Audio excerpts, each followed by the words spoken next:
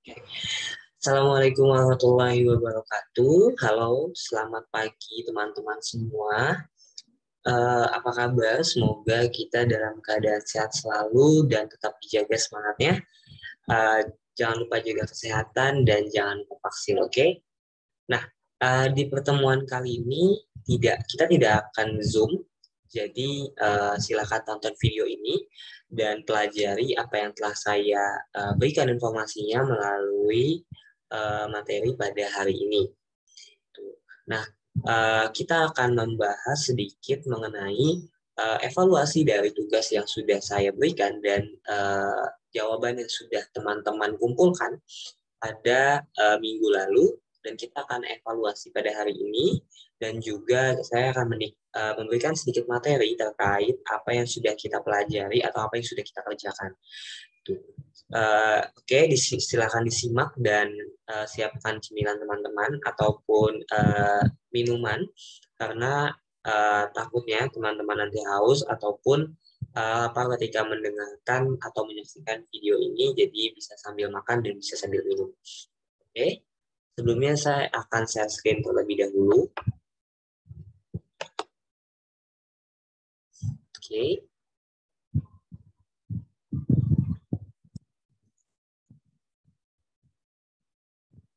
Ya. Oke. Oke. Kita akan membahas ini mengenai become a best candidate with a best CV and cover letter. Nah, ini akan kita pelajari bagaimana kita menjadi kandidat terbaik dengan CV dan cover letter yang sudah kita buat. Seperti itu. Oke. Nah, saya next. Oke. Nah, ini ada absensi kehadiran terlebih dahulu. Jadi karena kita tidak ada Zoom, jadi silakan isi link absensi berikut ini. Linknya akan saya lampirkan pada deskripsi di video YouTube kali ini. Dan silakan tonton sampai habis video YouTube ini dan tambahkan komentar pada video ini di YouTube yang sudah pada link yang sudah saya berikan. Oke. Jangan lupa untuk absen karena ini merupakan bukti kehadiran teman-teman mengikuti pelajaran pada hari ini. Oke, saya lanjut. Oke, sebelum itu saya ingin mengucapkan happy birthday kepada teman kita, yaitu Marcella yang berulang tahun pada hari ini, 31 Agustus, yang lahir pada di tahun 2005 yang lalu. Itu happy birthday Marcella, semoga semoga sehat selalu, panjang umur dan dimudahkan segala urusannya ya.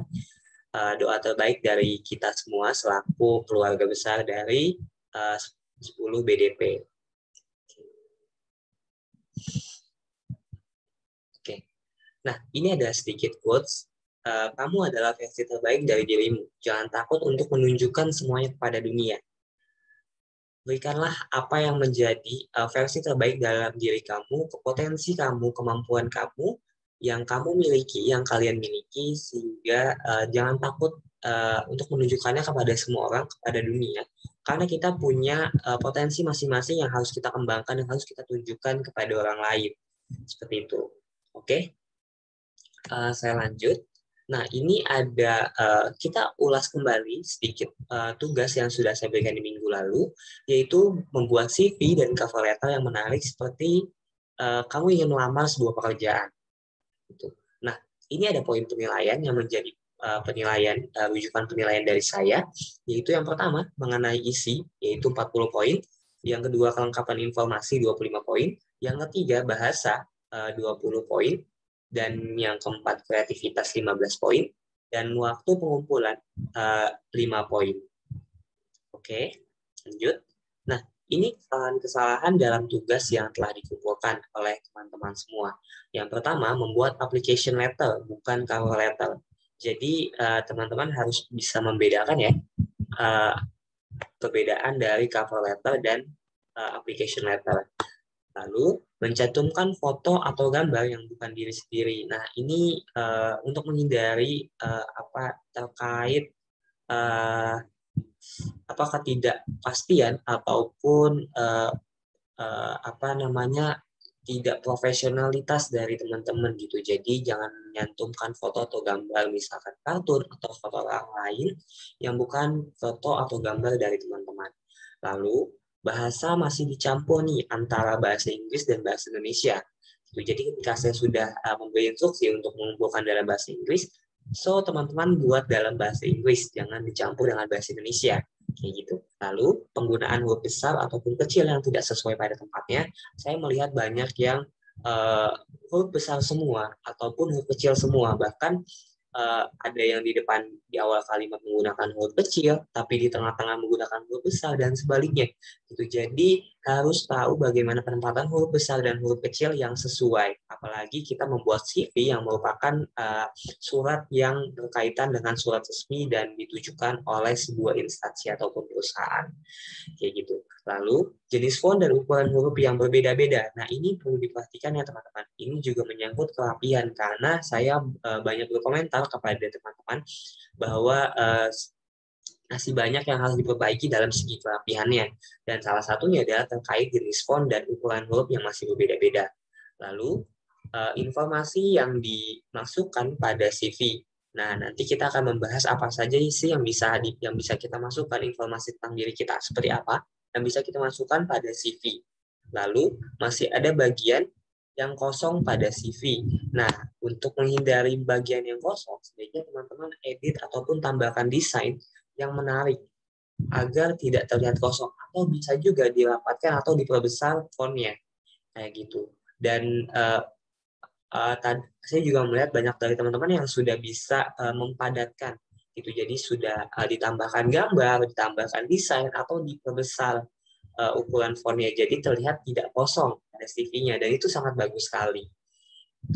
Lalu saya lanjut, kita akan masuk pada pembelajaran yaitu mengenai kurikulum vitae atau CV yang sudah teman-teman buat. Nah, ini ada manfaat membuat CV nih. Yang pertama, orang lain dapat mengetahui informasi lengkap tentang diri kita, yaitu pencapaian, latar belakang, pengalaman kita, dan lain sebagainya. Sehingga orang lain bisa tahu gitu, bahwa apa yang sudah kita lewati, apa yang sudah kita lalui, dan itu bisa menjadi referensi buat mereka untuk mengundang kita ataupun memberikan informasi mengenai pekerjaan kepada kita. Lalu, mengetahui spesifikasi dan potensi tentang diri kita. Kita bisa menampilkan potensi diri kita pada CV yang kita buat. Gitu. Jadi jangan sungkan untuk memaparkan potensi yang teman-teman punya pada CV teman-teman. Kayak gitu ya. Lalu dapat menimbulkan perspektif yang baik dari orang lain terhadap diri kita. Semakin baik CV yang teman-teman buat, tentunya perspektif atau pandangan orang lain terhadap kita semakin baik. Maka buatlah CV terbaik dari teman-teman, karena CV mencerminkan diri kita kepada orang lain dalam bentuk tulisan. Kayak gitu ya. Jadi silakan buat CV sebaik-baiknya, sebagus-bagusnya, selengkap-lengkapnya mengenai diri teman-teman. Lalu, nah, tujuan membuat CV apa sih? Yang pertama tentunya memperkenalkan diri kepada perusahaan. Karena dengan memperkenalkan diri kita kepada perusahaan, kita otomatis bisa dikenal oleh HRD-nya atau HRD mengetahui kita. Lalu, mengklasifikasikan pelamar berdasarkan jenjang pendidikan. Karena kita kan ya biasanya di dalam CV dan pengalaman-pengalaman kita. Lalu kita mengetahui kemampuan dan keterampilan pelamar dan mengetahui nilai gaji yang pantas bagi seorang pelamar. Oke.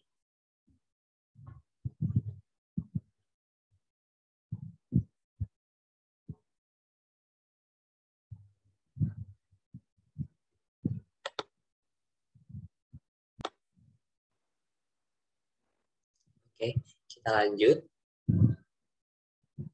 Nah,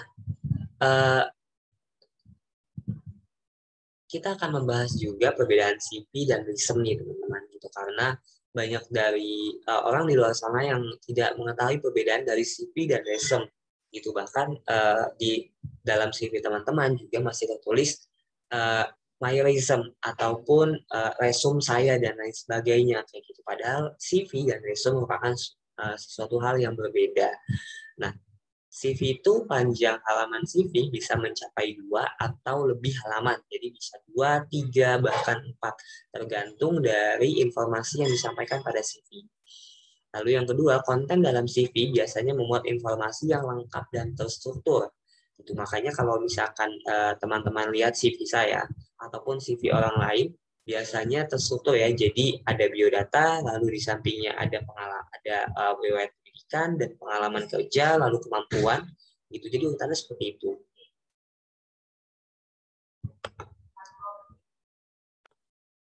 Oke, lalu untuk reason, panjang halaman resume ini biasanya hanya 1 halaman saja, dan konten dalam resume ini memuat informasi tentang pekerjaan yang akan kita tuju. Gitu. Jadi bukan semata-mata menggambarkan diri kita secara keseluruhan, tetapi memang lebih fokusnya pada biasanya kita membuat resume ini ketika kita pengen menuju satu jenjang terkait dari pekerjaan yang ingin kita tuju, kayak gitu. Lalu resume ini hanya dapat digunakan untuk melamar pekerjaan atau menaikkan jabatan saja gitu. Jadi tidak bisa untuk mendaftar beasiswa, mendaftar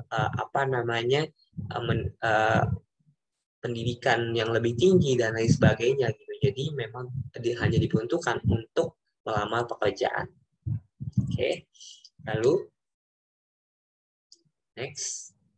Nah, isi dalam CV. Nah, ini yang harus kita perhatikan ya. Karena masih banyak sekali saya temukan bahwa isi dalam CV teman-teman itu masih ada masih kurang lengkap, berantakan dan lain sebagainya. Tapi nggak apa-apa karena kita masih dalam proses belajar. Nah, ini saya harap teman-teman bisa membuat CV dengan lebih baik lagi karena CV adalah identitas dari diri teman-teman. Oke. Nah, yang pertama, identitas diri ataupun biodata. Nah, itu berupa nama lengkap dengan detail. Nggak apa-apa, masukkan saja kalau misalkan teman-teman nantinya sudah sarjana, sudah S2, dan lain sebagainya. Lalu, tanggal lahir, alamat lengkap, nomor telepon, alamat email, atau situs media sosial lainnya, hobi, tinggi, atau berat badan jika diperlukan. Tapi biasanya jarang sekali mencantumkan hobi ya. Gitu. Lalu, riwayat pendidikan. Nah, ini biasa nama sekolah, tahun lulus, jurusan, nilai, kota, lokasi, pendidikan formal ataupun non-formal.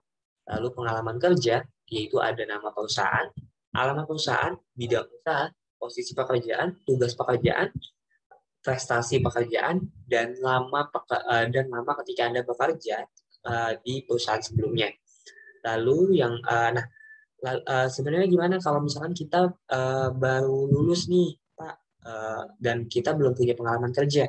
Gak apa-apa, dikosongin aja. Kalian tidak perlu buat kolom untuk pengalaman kerja, tetapi yang lebih ditonjolkan adalah pengalaman organisasi, lalu juga prestasi, lalu juga kegiatan-kegiatan yang teman-teman lakukan, dan itu berimpact dan itu memiliki dampak positif terhadap diri teman-teman. Jadi tidak perlu mencantumkan pengalaman kerja kalau misalkan teman-teman memang sebelumnya belum pernah bekerja.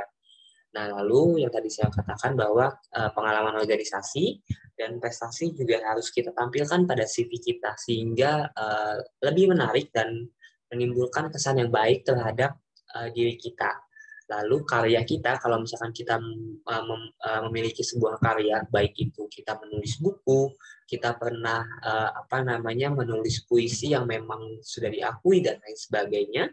Lalu referensi kerja ini bila ada, dan konsistensi karir apabila memang nantinya ketika teman-teman lulus, teman-teman pasti memilih jurusan ataupun bidang pemasaran gitu, dan memang ada konsistensi karena teman-teman berasal dari jurusan pemasaran dan mencoba jurusan pemasaran gitu. Jadi peluang terbukanya itu lebih besar dan makanya perlu dimasukkan konsistensi seperti itu. Lanjut. Nah, ini adalah cara membuat CV yang menarik. Pertama, yang pasti, rapi dan mudah dibaca. Gitu. Lalu yang kedua, memberikan informasi lengkap tentang diri kita, sajikan dengan ringkas dan tepat, lalu konsistensi karir, lalu karir yang progresif. Progresif itu dalam artian misalkan teman-teman di perusahaan sebelumnya menjadi pemasaran, lalu di perusahaan kedua menjadi pemasaran, dan ketika ingin melamar di perusahaan ketiga, teman-teman tentunya pasti memilih yang pemasaran juga. Itu adalah contoh karir yang progresif. Lalu tampilkan pencapaian atau achievement dari teman-teman. Misalkan teman-teman pernah juara lomba, ataupun teman-teman pernah menjadi karyawan terbaik di perusahaan sebelumnya, dan lain sebagainya. Silakan tampilkan semua itu pada CV teman-teman. Lalu tampilkan foto dengan pakaian yang formal dan rapih dengan wajah yang terlihat jelas dan badan yang tegak. Oke. Lalu edit dan desain yang menarik namun tetap elegan. Gitu. Oke. Nah, ini contoh CV yang menarik ya. Ini ada satu CV yang menarik. Kita akan bedah CV ini. Sebenarnya ada dua, namun yang ini kayaknya belum terlihat ya. Jadi ya udah kita coba bedah CV yang ini. Nah, di sini ada namanya, ini ada riwayat pendidikannya, ada organisasinya, pengalaman kerja, kemampuan individual, deskripsi, dan tentang saya ataupun biodata.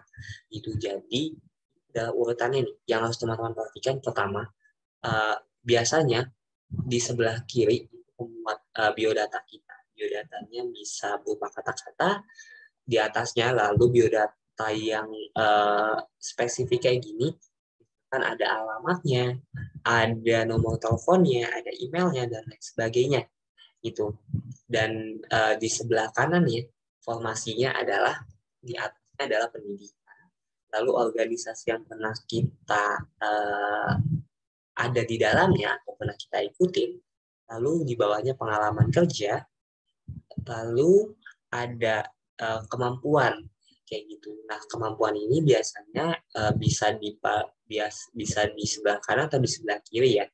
Dilihat dari kepadatan dari sisinya saja gitu. Dan ini juga mengenai individual ini juga bisa di sebelah kanan atau sebelah kiri. Gitu.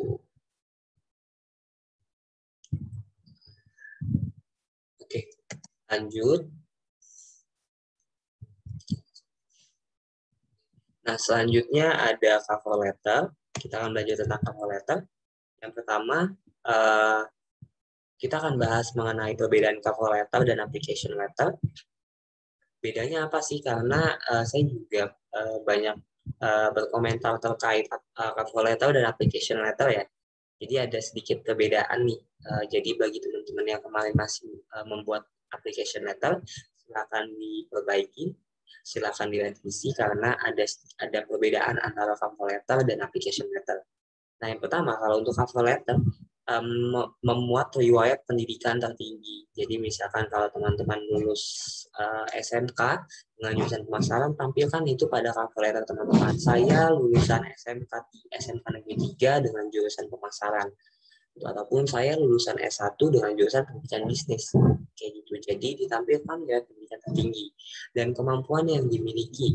Gitu. Nah, riwayat pendidikan saya merupakan lulusan dari SMK Negeri 3 dengan jurusan pemasaran, dan saya sangat memiliki potensi dalam bidang pemasaran ataupun public speaking karena saya pernah menjadi ketua OSIS dan lain sebagainya. Seperti itu ya. Lalu riwayat pekerjaan yang pernah dijalani. Kalau misalkan tidak ada teman-teman sebelumnya belum pernah bekerja, bisa mencantumkan ataupun memaparkan mengenai organisasi teman-teman. Nah, yang perlu kita perhatikan adalah cover letter itu ibarat sampul tentang diri kita. Gitu. Jadi berikan yang terbaik, tampilkan yang terbaik seperti CV. Gitu. Ini adalah poin penilaian yang sangat penting dari orang lain terhadap diri kita. Lalu kita akan bahas mengenai application letter. Application letter ini adalah surat lamaran kerja. Biasa dibilang seperti itu. Jadi memang poinnya adalah biasanya kalau dalam application letter ini ada yang namanya mencantumkan pas foto, lalu fotokopi KTP, lalu CV dan lain sebagainya. Gitu. Biasanya ada surat-surat pengantar lainnya. Gitu. Namun kalau misalkan kalau di cover letter kan tadi tidak ada ya, memang lebih fokus pada diri kitanya. Tapi application letter ini memuat juga informasi mengenai surat-surat pendukung yang akan kita bawa. Nah, ini isinya ada minat terhadap suatu pekerjaan, menunjukkan kualifikasi, yang relevan terhadap lowongan pekerjaan yang tersedia dan menampilkan beberapa file pendukung seperti foto dan portofolio.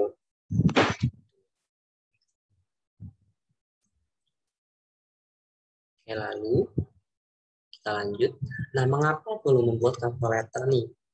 Nah, cover letter ini adalah sampul tentang diri kita. Jadi, berikan yang terbaik, tampilkan yang terbaik, tulis yang baik tentang diri kita pada cover letter. Nah, cover letter ini merupakan cara untuk menunjukkan diri kita kepada perusahaan. Apalagi ketika kita melamar kerja ya, pasti kita pengen diterima dan pengen mendapatkan kesempatan untuk bekerja di sana. Nah, ini adalah cara kita dan ini adalah kesempatan kita sebenarnya dalam cover letter itu untuk menunjukkan diri kita, potensi kita dan lain sebagainya tentang pekerjaan yang memang kita minatin. Lalu sebagai cara untuk menunjukkan minat terhadap pekerjaan. Nah, lalu menjadi pengantar sekaligus pelengkap bagi CV. Nah, kalau CV adalah poin-poinnya, lalu kalau cover letter adalah penjabarannya dari CV teman-teman. Makanya di cover letter juga banyak memuat informasi tentang diri teman-teman yang itu berupa pencapaian teman-teman, organisasi dan lain sebagainya ya. Kayak gitu. Lalu hampir setiap perusahaan meminta kita untuk menyertakan cover letter ketika mereka membuka lowongan pekerjaan. Nah, saya pernah beberapa kali daftar magang di beberapa perusahaan dan selalu yang diminta adalah tentang cover letter dan CV.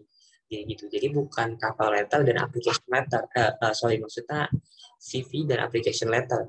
Tetapi cover letter dan CV. Oleh karena itu, mengapa saya memberikan tugas kepada teman-teman untuk membuat cover letter Jadi sebagai persiapan buat teman-teman ketika nantinya memang sudah kelas 12 dan sudah siap untuk lulus. Kayak gitu. Oke. Lalu bagaimana cara membuat cover letter yang menarik? Nah, ini ada poin-poinnya nih, banyak nih. Silakan diperhatikan. Yang pertama, gunakan bahasa yang baik dan benar Tentunya kalau misalkan pakai bahasa Inggris, maka keseluruhannya harus pakai bahasa Inggris. Jangan ada yang setengah-setengah ya. Nah, lalu jangan bertele-tele, langsung to the point aja apa yang ingin kita sampaikan. Lalu tulis subjek email dengan tepat atau sesuai dengan persyaratan.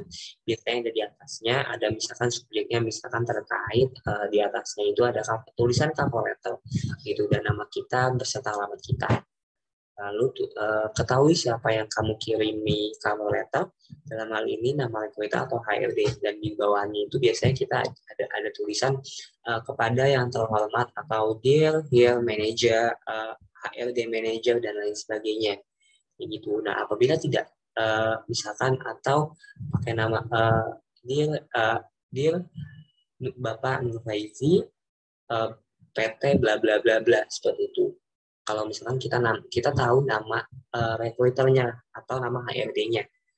Lalu kalau misalkan kita nggak tahu nama HRD-nya, cukup dengan menggunakan kata Dear Hiring Manager atau yang terhormat Bapak atau Ibu Manager HRD. Nama perusahaan misalkan PT Telekomunikasi Indonesia atau PT Shopee Indonesia. Seperti itu. Lalu manfaat paragraf pembuka untuk menyatakan minat dan ketertarikan kita lamar. Misalkan saya telah membaca informasi dari Google terkait bahwa ada lowongan pekerjaan pada perusahaan Bapak atau Ibu dengan posisi marketing, dan saya sangat tertarik untuk mendaftar di perusahaan tersebut karena saya merupakan lulusan dari SMK Negeri 3 Jakarta dengan jurusan pemasaran dan ini sesuai dengan bidang saya. Lalu jelaskan bagaimana pengalaman kita dapat membantu perusahaan. Kalau misalkan memang kita memiliki memiliki pengalaman atau pengalaman bekerja sebelumnya. Lalu tonjolkan kelebihan dan rekam jejak karir kita kalau misalkan kita memang sudah pernah bekerja. Lalu tunjukkan hasil kerja kita dengan angka. Dan itu juga kalau misalkan sudah bekerja. Lalu tinggalkan pesan dan kesan yang kuat bagi recruiter. Misalkan contohnya, saya harap mendengar kabar baik dari Anda.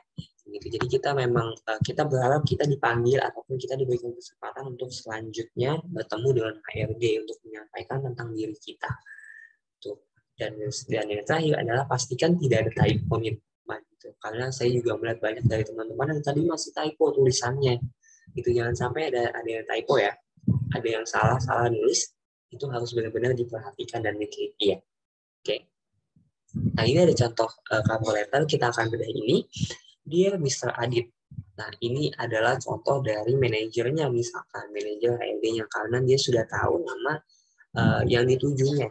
Itu I'm writing to apply for the positions of social media specialist for Wall Street English.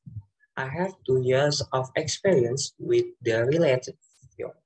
Nah, jadi di poin pertama ini, di paragraf pertama, dia pengen mendaftar pada posisi sosial media spesialis yang dia pada perusahaan Wall Street English gitu, dan dia juga sudah memiliki pengalaman dengan bidang yang serupa kayak gitu. Jadi memang langsung to the point. Kalau misalkan kita pengen melamar di perusahaan tersebut, di bidang tersebut, di bagian tersebut, dan kita sudah memiliki pengalaman sebelumnya, atau kita memang suka dengan bagian-bagian tersebut gitu. Lalu kita masuk paragraf kedua. Di paragraf kedua ini, in your job posting you mention about hiring a social media specialist who understand social media trends and social media algoritma. Nah, jadi dia mengingatkan kembali atau dia menampilkan kembali bahwa pada postingan job yang yang ditampilkan oleh perusahaan yang mencari kandidat ini, dia menyatakan bahwa kalau bisa si pelamarnya itu dia mengerti tentang sosial media trend dan sosial media algoritma gitu. Dan ini sesuai dengan background dari si Aldi ini yang pelamar gitu. Jadi di kantor sebelumnya, dan dia juga sering melakukan analisis terkait sosial media trend dan sosial media algoritma ini. Gitu. Jadi menampilkan pengalaman-pengalaman ataupun pengalaman yang memang atau pekerjaan-pekerjaan yang sudah dilakukan pada perusahaan sebelumnya. Kayak gitu. Lalu yang ketiga, after I saw you job opening, I know I will be the perfect candidate. Dan di sini biasanya kita menampilkan bahwa kita yakin bahwa kita merupakan kandidat terbaik untuk mengisi posisi tersebut gitu. Jadi tampilkan seperti itu. Kita harus yakin bahwa kita adalah kandidat terbaik gitu, dengan skill, dan kita with my skill of content management and ability to track the niche and measure traffic.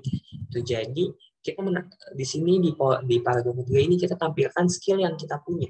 Gitu. Dan skill yang Aldi punya ini terkait content management dan tracking ataupun memantau sosial media traffic gitu, keadaan sosial media gitu. Dan kita harus menampilkan itu agar HRD semakin percaya bahwa kita adalah kandidat terbaik.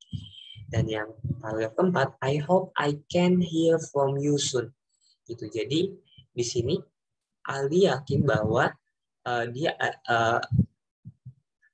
si Aldi ini berharap bahwa dia bisa mendengar kabar baik dari HRD-nya. Kayak gitu. Sincerely Aldi. Gitu. Jadi ada nama dari pemilihnya. Oke, lanjut. Nah, ini adalah surat-surat lain yang penting dan harus bisa dibuat oleh teman-teman. Pertama, kurikulum vitae, yang kedua application letter atau surat lamaran kerja, lalu cover letter, surat pengantar kemampuan, lalu motivation letter, surat motivasi. Kenapa teman-teman melamar pekerjaan tersebut biasanya suka diminta juga sebelum melakukan interview. Lalu recommendation letter, surat rekomendasi, biasanya ini dari orang-orang terdekat dari teman-teman, misalkan guru teman-teman ataupun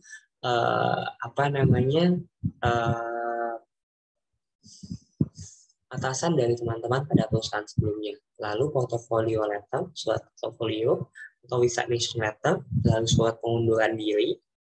Itu ya, jadi kalau misalkan teman-teman mau mengundurkan diri dari perusahaan atau mau pindah perusahaan, kita membuat surat resignation letter ya. Gitu. Lalu refusal letter, ini surat penolakan kalau misalkan teman-teman sudah diterima kerja. Nah, oke, ini ada base call sebenarnya, tapi base call untuk tugas ini sangat banyak ya, jadi nanti saya akan pilih yang memang aktif untuk di bab 2 kali ini gitu. Jadi nanti akan saya umumkan pada grup WhatsApp ataupun pada Google Classroom. Jadi dipantau terus dan jangan lupa keaktifan ya. Silakan bertanya pada link YouTube ini, pada komentar YouTube ini, ataupun silakan bertanya pada Google Classroom. Saya sangat terbuka untuk berbagai pertanyaan dari teman-teman terkait materi kita pada hari ini ataupun materi-materi sebelumnya, bahkan pertanyaan-pertanyaan lainnya yang bisa saya jawab akan saya jawab. Oke. Mungkin itu saja pembelajaran kita pada hari ini. Atau bila ada pertanyaan, silahkan ditanyakan pada Google Classroom, pada WhatsApp group, ataupun pada komentar di YouTube ini. Oke. Terima kasih atas atensi teman-teman. Hari ini saya tidak akan memberikan tugas lagi, jadi silakan istirahat, pergunakan waktunya untuk istirahat. Semoga kita dalam keadaan sehat selalu. Oke, saya terima kasih. Assalamualaikum warahmatullahi wabarakatuh.